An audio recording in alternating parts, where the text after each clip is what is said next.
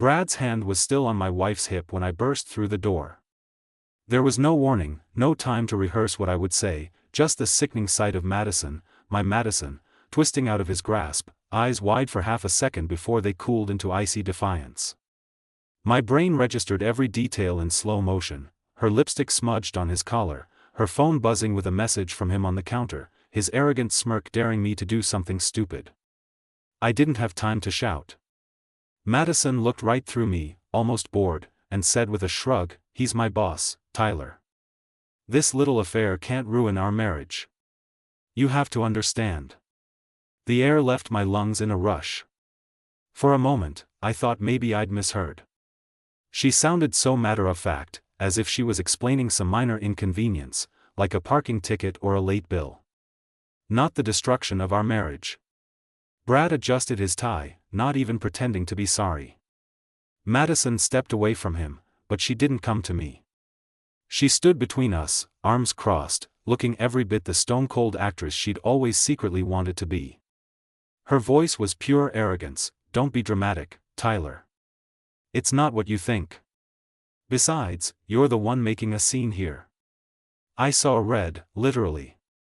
For a split second, all I wanted was to break Brad's nose, throw him out the window, scream at Madison until her mask cracked. But I froze. Something inside me went perfectly still, like I'd left my body and was watching the worst movie of my life. That was when she laughed, and told me, "Honestly, I figured you'd be more mature about this. Grow up, Tyler." It was the sound of 1,000 knives digging into my back. 7 years together, and I'd never heard her sound so cold. My head spun. Was this really the woman I'd built a life with? The same woman who'd once cried when I surprised her with flowers after a fight? Brad stepped forward, putting a possessive hand on her shoulder. "We're all adults here, man. Don't make this messy." His smug tone was gasoline on the fire. I turned to Madison. "How long?" My voice came out as a croak. She rolled her eyes. "Does it matter? You're not going to leave, anyway. You never do." That hit harder than any slap. My knees nearly buckled. She thought I was weak. That's what really got me, worse than the cheating, worse than the lies. She'd already written my role in her story, the fool who forgives anything, who sticks around no matter what. But what she didn't realize, what neither of them realized, was that I wasn't going to play the victim this time. I stood there, fists clenched, forcing my heartbeat to slow. Inside, I was already moving the pieces on the board.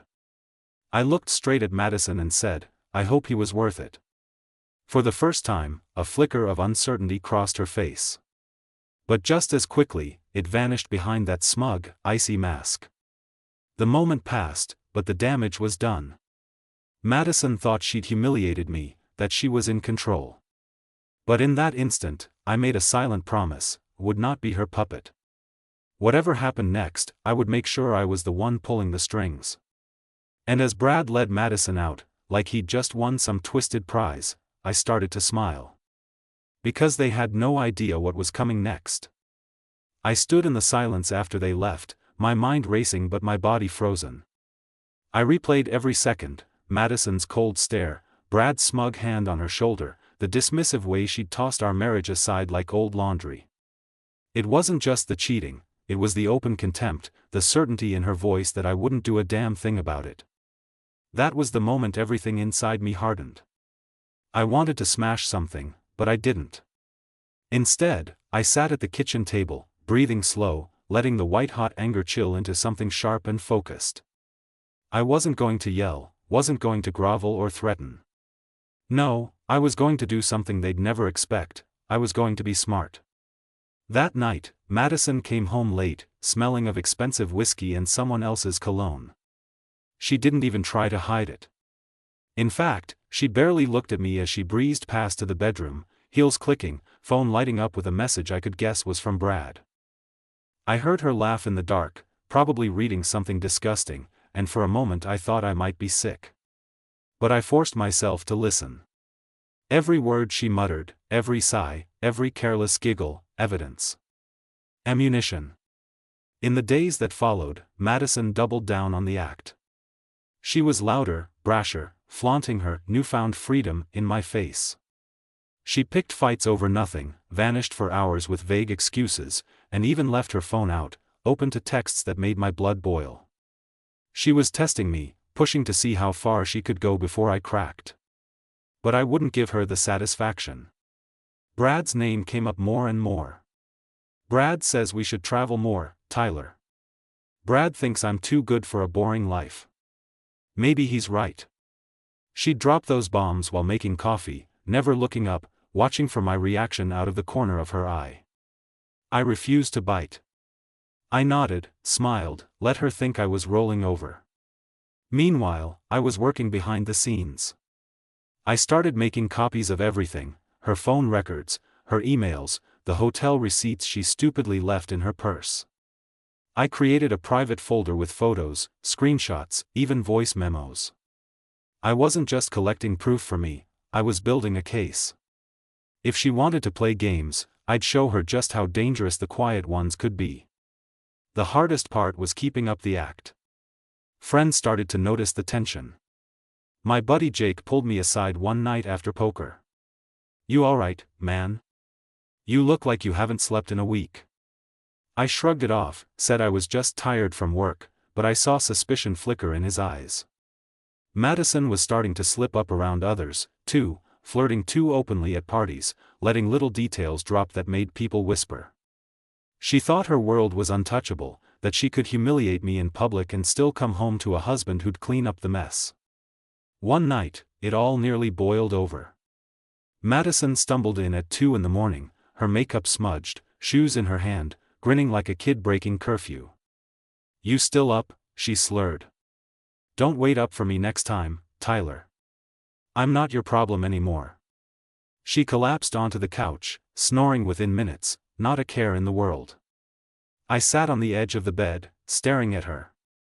I realized I didn't even recognize this woman anymore. The girl I married was gone, swallowed up by someone selfish, someone cruel. But if she thought I'd go quietly, she was dead wrong. That was the night I made my plan. No more waiting, no more hoping she'd come to her senses. She wanted a war, she'd get one. And this time, I wouldn't just be a bystander in my own story. By the next morning, my plan was taking shape.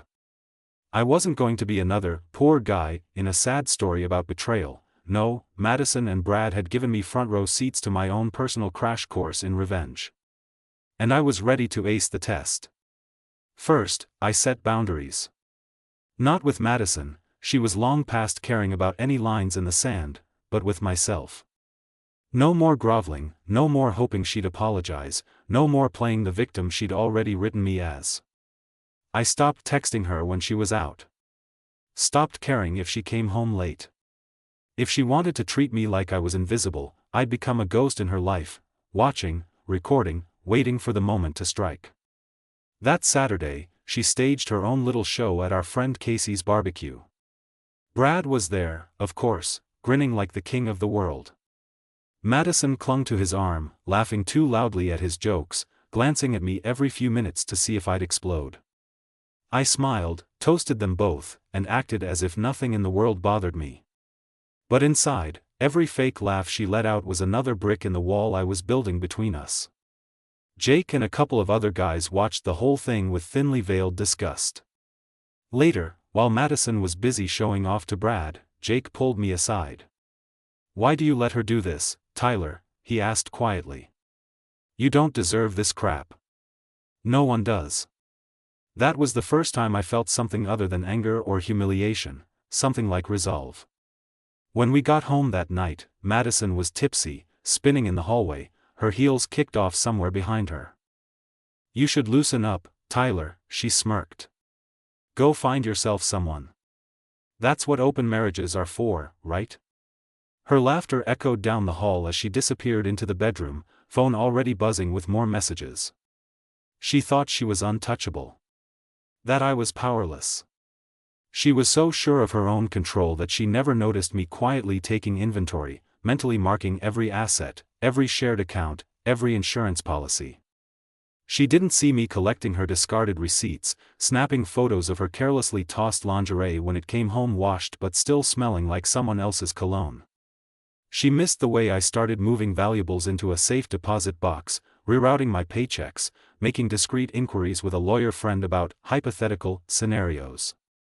Then, out of nowhere, Madison dropped another bomb. Brad wants me to move in with him for a while. Just to see what it's like. She said it as if she was talking about a vacation, not blowing up our marriage. But don't worry, Tyler. I'll come back. You know I always do. I stared at her, deadpan. Do what you want, I replied, voice steady.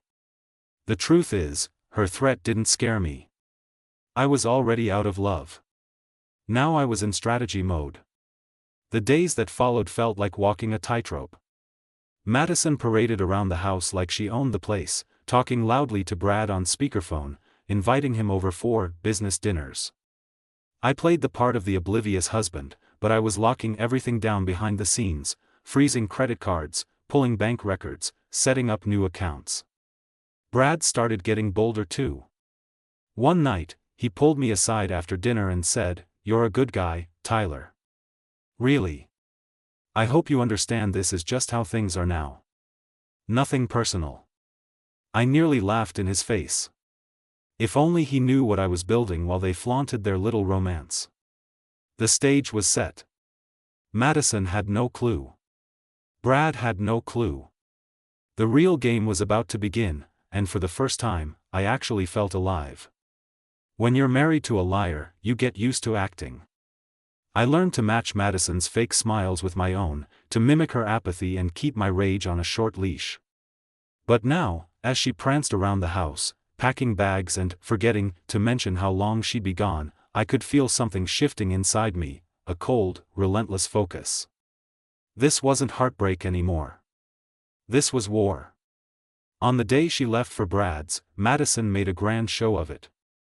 She strutted down the hall in a tight dress, suitcase rolling behind her, pausing in the doorway just long enough to smirk over her shoulder. "Don't wait up for me, Tyler. You know I'll always come back to you when I need to." Her words dripped with cruelty, but I just nodded, as if nothing she said could touch me. And honestly, it didn't. I'd already mapped out my escape. The second the door shut, I moved.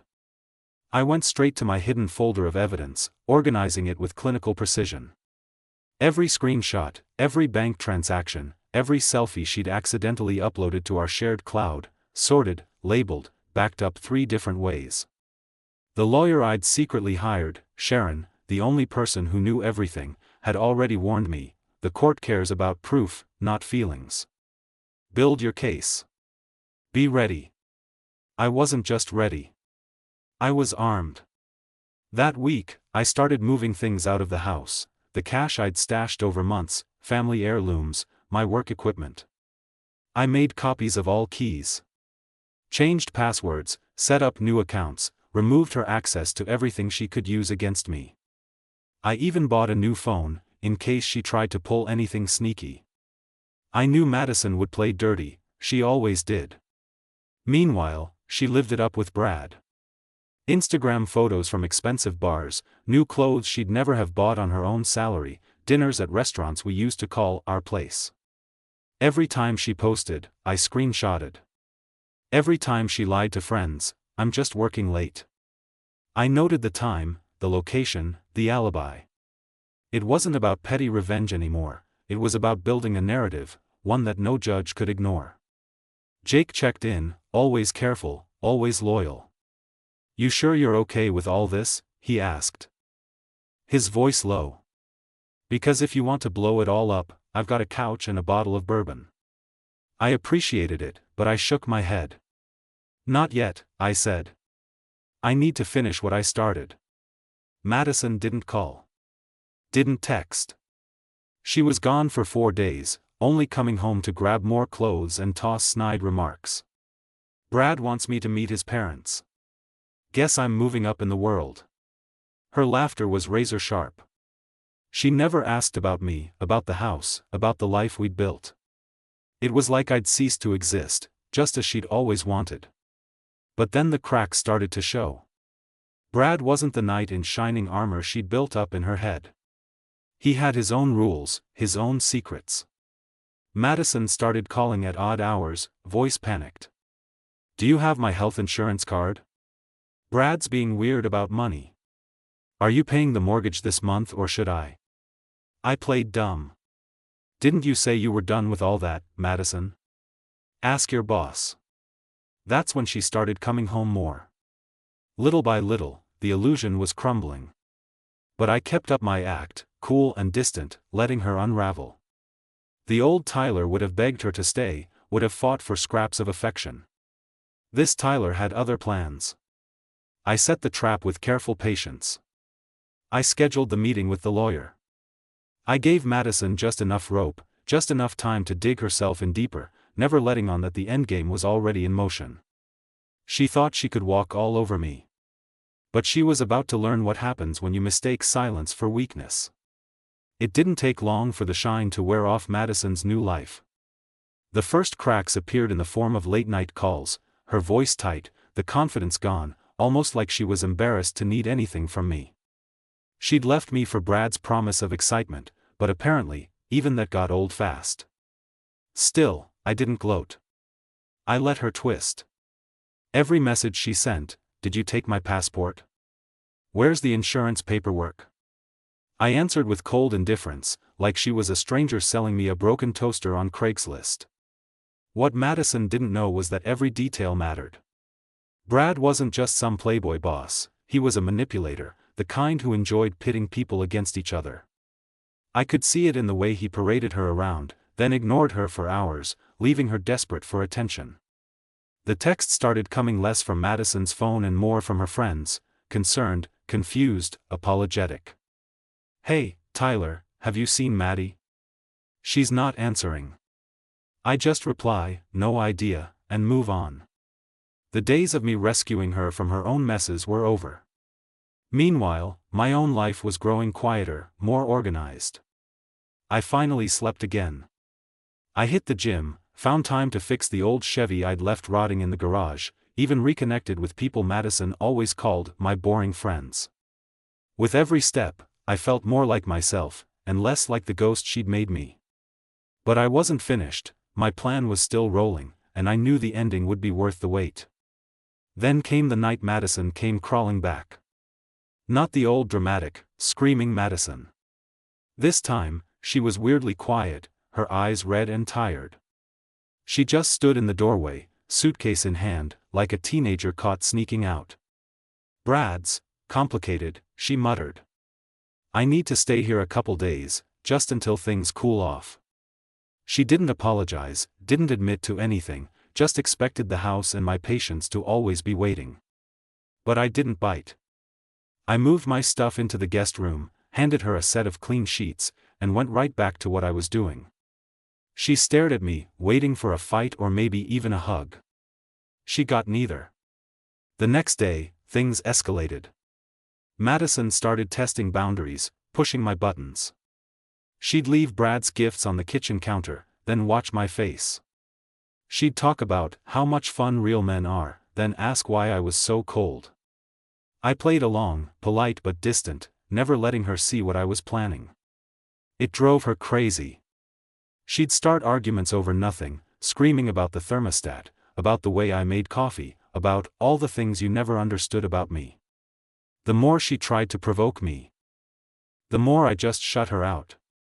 Madison wasn't used to losing control, she started unraveling fast. One night, I caught her snooping through my office, rifling through drawers, checking my laptop history. "What are you doing?" I asked, voice flat as stone. She jumped, tried to laugh it off. "Just cleaning up. You know, for old time's sake." But her hands were shaking. She knew something was coming, she just didn't know what. That week, my lawyer called. "We're ready when you are, Tyler. She's dug her own grave. Just say the word." I looked at Madison, still desperately clinging to the last scraps of her arrogance, and realized, I didn't need revenge. I'd already won. The real victory was watching her world collapse under the weight of her own lies, and realizing I'd built something stronger from the ruins she left behind. I could feel the storm coming. Madison was unraveling, but not fast enough for her to realize just how much she'd already lost. She still strutted through the house some days, swinging between arrogant and desperate, but every act of bravado looked shakier. She'd stay up late, scrolling through Brad's messages, sometimes bursting into angry rants when he ignored her. Other times, she'd get up early, making enough noise to wake the dead, like she was daring me to tell her to stop. I just watched it all, stone-faced.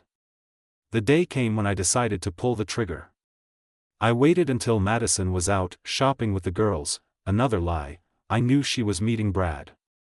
I gathered the files, photos, receipts, her late-night calls, all the proof she'd left lying around because she thought I'd never fight back. I put it all into a folder, labeled reality check. Then I called my lawyer and said, let's do it. The next morning, I waited for Madison to get back. She waltzed in, designer bags in hand, tossing her keys onto the table like nothing in the world could touch her. Did you miss me? She mocked. I smiled, calm as ever. Actually, we need to talk. Now. She rolled her eyes, but there was a flicker of fear. She wasn't used to me taking control. I sat her down at the kitchen table and slid the folder across. What's this? She demanded. You know exactly what it is, I replied, voice cold. You lied, cheated, and laughed in my face. Now, it's my turn. Madison's face changed in an instant. All the color drained away as she opened the folder and realized I knew everything. I didn't let her speak. I laid it all out, how I'd tracked her lies, how I'd spoken to a lawyer, how I'd locked down the bank accounts and changed every password she thought she still controlled. Her mask slipped. You can't do this to me, Tyler, she screamed, knocking her chair over. You have no right. But it wasn't anger. It was panic. The tough act was gone. Now I saw what she really was, a coward, cornered by her own arrogance. I stayed calm. You're going to pack your things and leave. I've already filed the papers. You'll get what you deserve and not a cent more. Her jaw dropped, but I didn't stop. Brad doesn't want you. He never did. And I'm done letting you poison my life. Madison tried every trick in the book. First, she sobbed, begging for forgiveness. It was just a phase, Tyler. I was lost, you know that. We can fix this. When I didn't flinch, she turned nasty. You'll regret this. I'll ruin you. Then, when she saw I wasn't bluffing, she tried pity again, offering tears, apologies, promises. But her words were empty. I'd seen her true face, and nothing she said mattered now. She stormed out, slamming doors, calling Brad in a panic. I didn't care. I sat down, poured myself a drink, and let out the breath I'd been holding for months. For the first time in years, I felt free. Later that night, Jake stopped by with a six-pack. You look different, he said, settling in next to me. I grinned. I feel different. We didn't talk about Madison, Brad, or the wreckage she'd left behind. We talked about everything else, old memories, future plans, dumb dreams we'd shelved for too long. I realized then that losing Madison wasn't the end of my story. It was the first chapter of a new one where I called the shots, where I wasn't just background in someone else's drama. In the days that followed Madison's meltdown, it felt like the whole world paused. I kept waiting for some dramatic final act. Maybe Brad would show up, fist raised, or Madison would return, screaming, demanding some last ounce of control. But instead, there was just silence. No messages. No apologies. Nothing. It was the quietest our house had been in years. I almost didn't recognize the feeling, peace. It started as an awkward emptiness, like I'd been holding my breath for so long that I forgot what breathing was supposed to feel like. But soon, that emptiness began to fill with something else. Relief. Anticipation. A little bit of anger, too, but it didn't cut as deep anymore. I took the chance to reclaim my life. I opened the windows wide, let the stale air drift out, and walked room by room, boxing up every last piece of Madison's chaos, her makeup scattered on the bathroom counter, the perfume bottles that had taunted me for months, all the little gifts from Brad she'd left lying around as trophies. Each item went into a box, sealed and dropped in the garage. When I finished, the house felt bigger, lighter. Mine. People started reaching out, some with pity, some with quiet respect. Jake was there the most, just showing up and cracking jokes, never needing to talk about what happened unless I brought it up. Others called with questions or awkward, checking-in texts. My parents said, "We're proud of you," which meant more than I expected. Even Casey sent a message, admitting she always thought something was off with Madison. It was strange how many people had seen the truth and said nothing, but I didn't blame them. I'd been blind, too. Madison, meanwhile, was unraveling in public. Word got out about her affair. Brad dropped her faster than a bad investment. Her friends faded away, unwilling to pick sides, or maybe just disgusted by the mess. I heard she tried to stay with Brad, but he moved on to someone new, another assistant, fresh out of college. The details didn't even sting. They just confirmed what I'd suspected all along: Madison's loyalty was as fake as her apologies. She tried, once or twice, to claw her way back. A couple of emails, long and rambling, apologizing for everything that happened, spinning the story to make herself the victim. I read them in the same detached way you might watch a train wreck from a distance, morbid curiosity, but no urge to intervene. I replied only once, "We're done. Don't contact me again." She got the message. I never heard from her after that. The divorce itself was as clean as it could be, thanks to the mountain of evidence and Sharon's relentless professionalism. Madison got her fair share, but not a penny more. She tried to argue, tried to guilt-trip and threaten, but the paperwork was airtight. The moment the final signatures dried, I felt the weight leave my shoulders for good. What surprised me most was how quickly life moved forward. Within weeks, my routines changed. I started running in the mornings again, cooking for myself, finding time for things I'd forgotten I loved, old video games, rebuilding that Chevy, grabbing drinks with friends without having to check in. I even started seeing someone new, slowly, cautiously, with no illusions this time. Most nights, I slept deeply. The nightmares faded, the constant anxiety disappeared. The pain of Madison's betrayal dulled into a lesson, a scar, but not an open wound. Looking back, I realized I hadn't just survived her betrayal. I'd outgrown her. I was finally free. If you'd told me a year ago that I'd end up here, standing on my own, untethered, actually grateful that Madison blew up our marriage, I would have laughed in your face.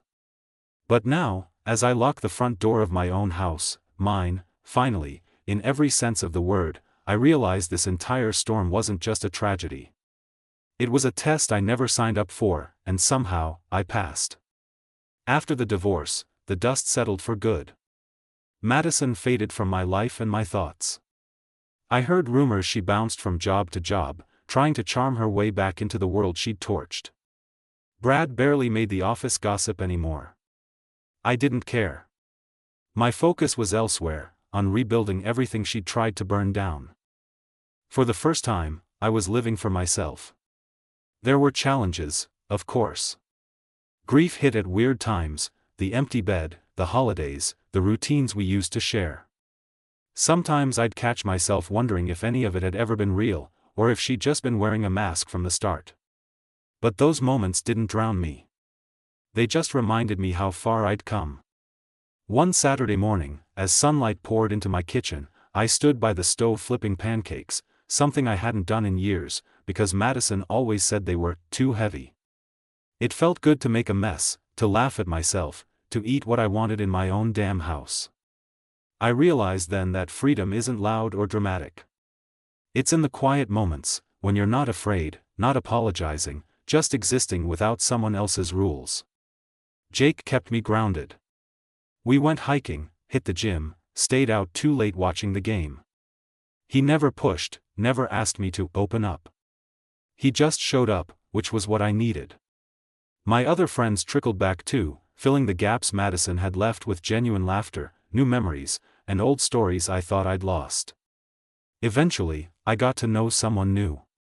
Emily was the opposite of Madison, open, straightforward, a little awkward, but honest to her core. We took it slow. I laid out my scars early, made it clear I wasn't looking for drama. She respected that. Being with her was easy, like breathing clean air after years in a smoky room. I realized I didn't have to prove anything to anyone, not anymore. With time, my bitterness faded into wisdom. I learned to recognize red flags. I learned that being alone isn't the worst thing that can happen, being with the wrong person is. I learned to value loyalty, honesty, and self-respect above all else. I became someone who could set boundaries, who didn't beg for love, who understood that sometimes the bravest thing you can do is walk away. If I could give advice to anyone stuck in a nightmare like mine, it would be this: don't ignore the signs. Don't let someone convince you that you deserve less, or that their selfishness is your fault. Don't stick around hoping they'll change if all they do is break you down. Trust yourself. Build your evidence, guard your heart, and when the moment comes, take back your life. You will survive. You will rebuild. And one day, you'll wake up and realize the worst thing that ever happened to you was also the thing that set you free. Madison thought she destroyed me. But she just gave me a second chance, and I took it.